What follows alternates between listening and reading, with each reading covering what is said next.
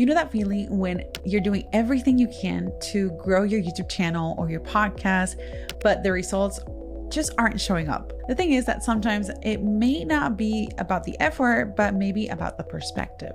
That's why in this video, I'm going to walk you through how you can do a self-audit of your YouTube channel or your podcast with just a few guiding questions. And I'm also going to be sharing why having someone else take a look at your podcast can reveal things that you might never notice on your own. Let's start with a DIY audit.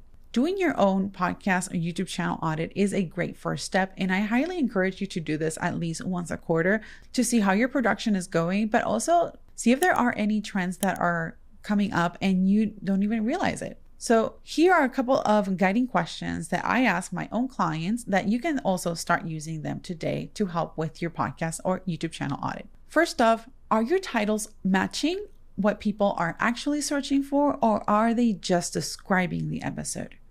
Do your thumbnails spark curiosity or emotion? Is your channel optimized into theme playlists, or is it everything just floating around? Did you know which videos are performing the best and those that aren't, and why? And are you speaking directly to your ideal audience, or are you just trying to talk to everybody? Just answering these few questions will help you spot some quick wins and also areas of improvement, as well as areas that are working well for you.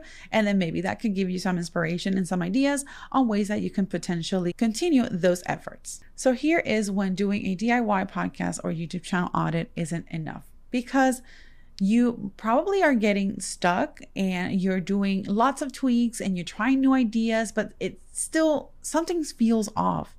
And I totally get it. I completely get it. I've been there. And the thing is that when you're so close to your own content, it's very hard to see clearly what's working and what's not. And that's why having an outside perspective with strategy and experience can really make a huge difference in the way that you're approaching your content. So what does a strategic audit with me looks like? When I do an audit for you, it's not about tearing everything apart or starting from zero. It's really about looking at what you already have and refining it so it's clearer, more focused, and more effective. Because I want you to be confident going into your next podcast, YouTube production day, knowing that what you're doing is moving the needle forward and that it's connected to your podcast and YouTube channel goals. So here's what my podcast YouTube channel audits include. When we work together on your podcast audit, I share a visual and strategic review of your channel and your podcast. So I do a detailed breakdown of your top episodes.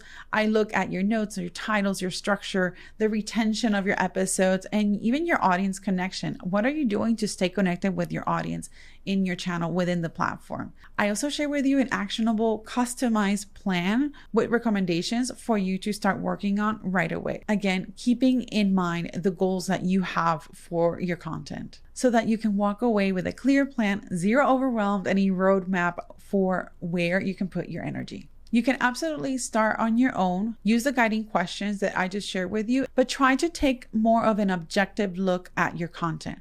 But if you've already tried all of that and you think that you're ready to get even more clarity, focus, and a strategy that truly fits you and what you offer, then I invite you to book your strategic podcast YouTube channel audit today, which you can find the link in the description. And if you haven't already, be sure to subscribe to Focus and Bloom Studios, because in the next video, we're going to be tackling one of the most common and limiting beliefs on YouTube, and that is, do you really need thousands of subscribers for your channel to work? Spoiler alert, you don't. So I'll see you on the next video.